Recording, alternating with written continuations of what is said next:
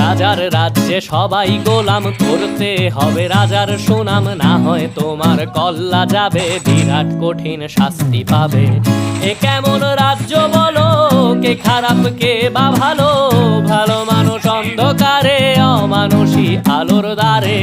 এ কেমন হচ্ছে খেলা, চারিদিকে কষ্ট মেলা, কে কোথায় যাচ্ছি ভেসে, থামবো কোথায় অবশেষে। রাজার রাজ্যে সবাই গোলাম, করতে হবে রাজার সুনাম, না হয় তোমার কল্লা যাবে, বিরাট কঠিন শাস্তি পাবে।